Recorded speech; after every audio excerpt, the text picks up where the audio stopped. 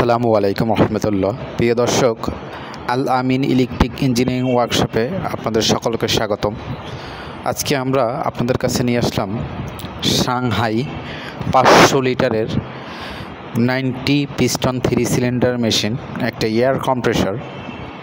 এই মেশিনটার মূল সমস্যা হচ্ছে মেশিনে পর্যাপ্ত পরিমাণ হাওয়া দিচ্ছে না। বিষয়টা হচ্ছে এই মেশিনে হাওয়া না দেওয়ার অনেকগুলো কারণ আছে।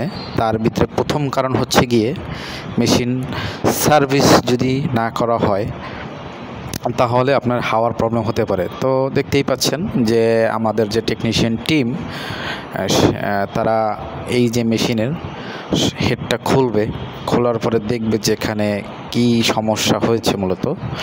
তো দেখতেই পাচ্ছেন যে আমরা প্রথমে হেডের যে নাটগুলো, সব নাটগুলো আগে লুজ করে নিয়েছি, যার কারণে আমাদের কাজগুলো করতে অনেক সহজ হয় আর আমরা দ্রুততার সহকারে কাজগুলো করতে পারি আর ভিডিওগুলো আমরা শর্ট করে দিতে পারি। যাই হোক, দেখতেই পাচ্ছেন আমাদের হেডের নাটগুলো প্রায় সবই খোলা হয়ে গিয়েছে। তো দেখতে পাচ্ছেন যে এটা হচ্ছে একটা 500 লিটারের সাংহাই এয়ার কম্প্রেসর মেশিন। যে আমরা তৃতীয় নাম্বার যে হেডটা খুলে নিয়েছি, এই যে দেখতেই পাচ্ছেন যে এর ভিতরে কি পরিমাণ যে ময়লা আছে তা আপনারা দেখতেই পাচ্ছেন। এই যে দেখেন, এটা আসলে একটা কাঠের কারখানার মেশিন। তো এই কাঠের কারখানার মেশিনগুলোর একটা সমস্যা হচ্ছে এখানে অনেক কাঠের গুঁড়া উৎপন্ন হয় আর সেগুলো কম্প্রেসর যখন কম্প্রেস করার কারণে সেই ময়লাগুলো এর ভিতরে নিয়ে নেয়। তো আর একটা বিষয় হচ্ছে, আমি আগেই বলেছিলাম এটা হচ্ছে একটা 90 মেশিন, মানে 90 এই পিস্টনের সাইজ। এটা একটা 3 সিলিন্ডার মেশিন। তো আমরা এই যে মেশিনের যে গ্যাসকেটগুলো আছে, তো আসলে এগুলো হচ্ছে কি ওয়ান টাইম। একটা মেশিন যখন চালু করা হয়, কিছুদিন চালানোর পরে যখন মেশিন প্রচুর পরিমাণে হিট হবে, এই কম্প্রেসর মেশিনগুলো আর হিট হবেই, যার কারণে এই ফিন্সগুলো দেওয়া আর এর যে পুলি, এই পুলির মাধ্যমে এটা ঠান্ডাও হবে। তো অতিরিক্ত হিট যখন হয় তখন এই গ্যাসকেটগুলো পুড়ে লেগে যায়। তো আমরা মেশিনটাকে চালু করে নিলাম, নেওয়ার পরে দেখলাম যে না, অন্য কোথাও কোনো সমস্যা আছে নাকি। দেখতে পেলাম না, অন্য কোথাও কোনো সমস্যা নেই। তো যার কারণে আমরা যে সিলিন্ডারগুলো, সব সিলিন্ডারের যে গ্যাসকেট লেগেছিল সবগুলো সিলিন্ডারেই, সেগুলো আমরা সব পরিষ্কার করে নিয়েছি। এই যে দেখতেই পাচ্ছেন সবগুলো সিলিন্ডারই আমাদের পরিষ্কার করা হয়ে গিয়েছে। এই দেখেন, বাকি যে দুটো ছিল সেগুলো আমাদের পরিষ্কার করা হয়ে গেছে। তো এখন আমরা এর মুভমেন্টগুলো দেখে নিলাম, না এগুলো ঠিক আছে। তো আসলে আমাদের ওয়ার্কশপ হচ্ছে গিয়ে মিরপুর কাজীপাড়া। তো আমাদের আশেপাশে যেসব ফ্যাক্টরিগুলো আছে সেখানে গিয়ে আমরা যখন কাজ করি, তো তখন আমরা কম্প্রেসরের যে হেডের যে অংশ সেগুলো আমরা আমাদের দোকানে নিয়ে আসি আর বাকি কাজগুলো আমরা সেখানেই করে আসি। তো আমরা কিন্তু যে সিলিন্ডারগুলো সব পরিষ্কার করে দিয়ে আসছি আর এই যে সিলিন্ডার প্লেট, যেটাকে ভালভ প্লেট বলা হয়, ও সিলিন্ডার হেড, এগুলো আমরা সব দোকানে নিয়ে আসছি আমাদের ওয়ার্কশপে। এই যে দেখতেই পাচ্ছেন আমরা মেশিনের মাধ্যমে সবগুলো ভালভ প্লেটগুলো পরিষ্কার করে নিয়েছি আর সিলিন্ডার হেডগুলো পরিষ্কার করে নিয়েছি। আসলে এখানে যে কি পরিমাণ আপনার ময়লা ছিল থাকবেই না কেন, এটা আমি আগেই বলেছিলাম একটা কাঠের কারখানার মেশিন, যার কারণে এর ভিতরে প্রচুর পরিমাণ ময়লা থাকে। আর একটা বিষয় হচ্ছে গিয়ে আপনার এই কম্প্রেসর পাম্প মেশিন যখনই খুলবেন তখনই কিন্তু আপনার এর যে অরিজিনাল যে গ্যাসকেটগুলো সেগুলোই আপনার দেওয়ার চেষ্টা করবেন।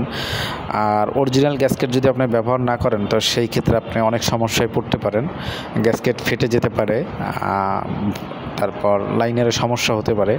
কারণ যদি কেউ নর্মাল গ্যাসকেট ব্যবহার করে, বা অনেকে আছে আমরা দেখছি যে অনেক জায়গায় কাজ করতে গিয়েছি তারা আসলে কাগজ কেটে সেখানে ব্যবহার করছে, আসলে এগুলো ঠিক না। আবার কেউ আছে দেখি যে প্রচুর পরিমাণে আঠা ব্যবহার করে, তো এই আঠাও ব্যবহার করা ঠিক না।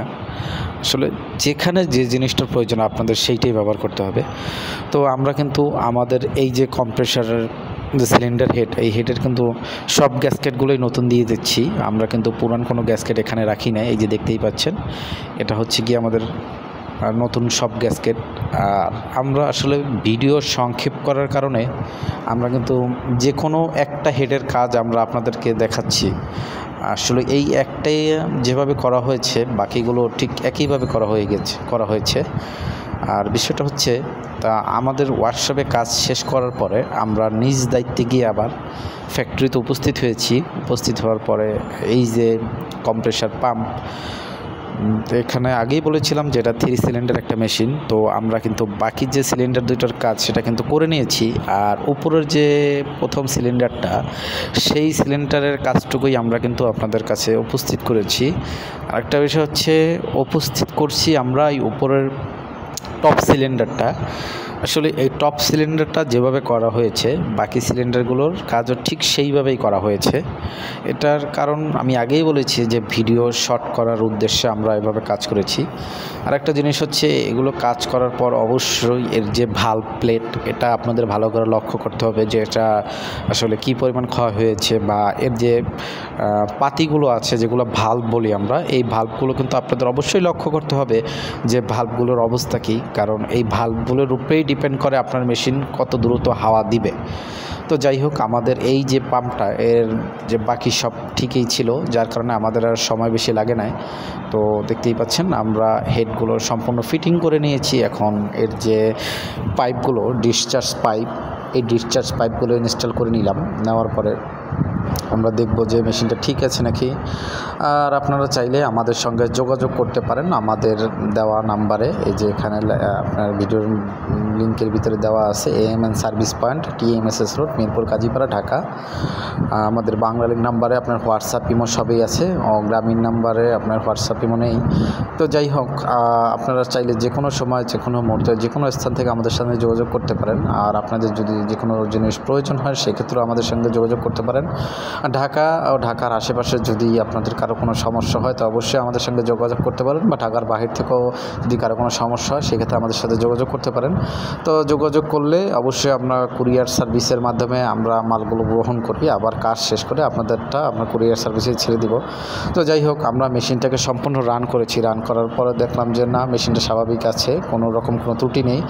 তো আমরা এর মাঝখানে আপনারা ভিডিওর ভিতরে দেখতে পাচ্ছেন যে আমাদের মেশিনটা সম্পূর্ণ হাওয়া লোড হয়ে গিয়েছে। তো আমরা মেশিনটাকে অটো করে নিয়েছি, আর এর যে কিছু এয়ার ফিল্টার ছিল না সেই ফিল্টারগুলো আমরা নতুন দিয়ে দিয়েছি। তো এখানে আমরা এই মেশিনটার জন্য এক্সট্রা কিছু তেল নিয়ে আসছি আর পাইপও নিয়ে আসছি। তো ধন্যবাদ আপনাদের সকলকে আমাদের সঙ্গে থাকার জন্য। আপনাদের যদি কারো কোনো জিনিস প্রয়োজন হয় অবশ্যই আমাদের সঙ্গে যোগাযোগ করতে পারেন। আর আপনাদের যদি কারো কোনো প্রকার এক্সপায়ার পার্টস প্রয়োজন হয়, compressor pump, piston, connecting rod, আসলে আমাদের কাছে সব অরিজিনালগুলোই পেয়ে যাবেন। এটা নিয়ে কোনো দুশ্চিন্তার কারণ নেই। আর দামটার ব্যাপারটা আসলে সবসময় এটা একরকম থাকে না, ওঠানামা করে। আর ভালো জিনিস যদি আপনার সংগ্রহ করতে হয় তো অবশ্যই আপনার দামটা একটু বেশি আসবে। আর একটা বিষয় বলে রাখি, আপনার এই সব এক্সপায়ার পার্টসে কিন্তু আপনার যে কোনো এক্সপায়ার পার্টস আপনারা চাইলে আমাদের কাছ থেকে সংগ্রহ করতে পারেন। বা আমি আগেই বলেছিলাম যে আপনারা যদি ঢাকার আশেপাশে থাকেন বা আমরা বিভিন্ন জেলায় যেও কাজ করে থাকি, তো সেই ক্ষেত্রে আপনার রেটটা একটু বেশি, কারণ আমাদের যাতায়াত কস্টিংটা, আমাদের সময়টা এটার উপর ডিপেন্ড করে। আমরা সেটার মূল্য নির্ধারণ করি যে মেশিনটা আসলে কত লিটারের মেশিন, কি মেশিন, সেটার উপর আপনার চার্জটা আসে। তো এই মেশিনের অনেক সাইজ আছে। তো আসলে এখন যে মেশিনটার কাজ আমরা করলাম সেটা হচ্ছে গিয়ে 500 লিটারের। ধন্যবাদ আপনাদের সকলকে আমাদের সঙ্গে থাকার জন্য।